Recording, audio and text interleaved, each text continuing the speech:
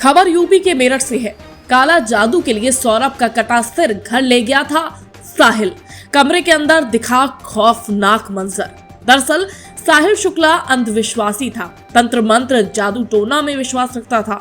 उसके कमरे में कई ऐसी चीजें मिली है जो इस बात की ओर इशारा करती है। मुस्कान को भी ये बात पता थी। फिलहाल पुलिस ने साहिल के कमरे को सील कर दिया है। मेरठ के सौरभ राजपूत हत्याकांड में एक के बाद एक सनसनीखेज खुलासे हो रहे हैं। पुलिस के मुताबिक पहले तो मुस्कान और साहिल ने मिलकर सौरभ की हत्या की, फिर उसके शव के टुकड़े किए। इसके बाद साहिल सौरभ का कटा सिर और कटे हुए हाथ एक बैग में रखकर अपने घर ले गया।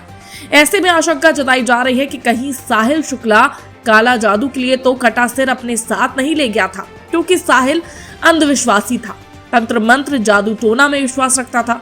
बाद में वो फिर बॉडी पार्ट्स मुस्कान के घर लाया और ड्रम में भरकर सीमेंट में होल से जाम कर दिया। फिलहाल साहिल के कमरे को पुलिस ने सील कर दिया है। जांच पड़ताल चल रही है। एक वीडियो भी सामने आया है जिसमें साहिल और मुस्कान दोनों होली खेल रहे हैं और इस तरह से खुशी मना रहे हैं जैसे कि कुछ हुआ ही नहीं है। सौरभ को मारकर मुस्कान और उसका प्रेमी तांत्रिक साहिल मनाली घूमने चले गए थे और वहीं होली खेली है।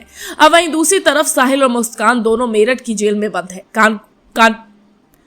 कानून के मुताबिक एक दूसरे से दोनों को मिलने नहीं दिया जा रहा है, जिसके चलते मुस्कान काफी परेशान है। उसको पता था कि अगर हम लोग जेल जाएंगे तो दोनों लोग साथ में ही रहेंगे, लेकिन ऐसा नहीं हुआ, जिसके चलते उसके चेहरे पर काफी परेशानी झलक रही है। जेल में बंद मुस्कान और साहिल के बारे में जेल अधीक्षक ने क्या कहा, सुनिए। खबर यदि अच्छी लगी हो तो लाइक सब्सक्राइब जरूर करें। नमस्कार।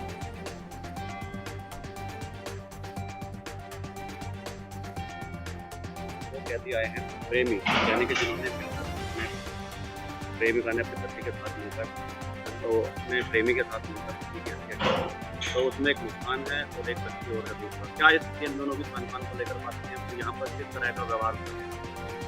देखिए, हम लोग प्रोफेशनली इस प्रकार से ट्रेंड किए जाते हैं कि हम लोगों को इस बात से मतलब नहीं रखना होता है कि बंदी का व्यक्तिगत जीवन क्या है, बंदी का क्राइम क्या है।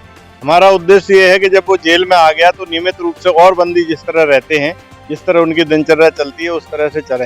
हमारा मुख्य उद्देश्य है सुरक्षा। उनको पूर्ण सुरक्षा में रखा गया है। महिला को महिला बैरक में, जो नए बंदियों की महिला बैरक है उसमें रखा गया, तब पुरुष को जो नए बंदी आते हैं उस बैरक में रखा गया। 10 दिन बाद उनको नाम के अनुसार बैरकें अलॉट की जाएंगी। हमारा प्रयास ये है कि वो पूर्ण सुरक्षा में रहे और यहाँ पर जो दैनिक नियमों का पालन करें और उसके अनुसार उनकी दिनचर्या चले। प्रारंभ में कुछ समस्या उनको हुई थी, खाना खाने से मना किया था, वो उनकी बाहर की समस्या थी, लेकिन जब समझा दिया गया तो नियमित रूप से खाना खा रहे हैं, अपनी दिनचर्या के अनुसार चल रहे हैं।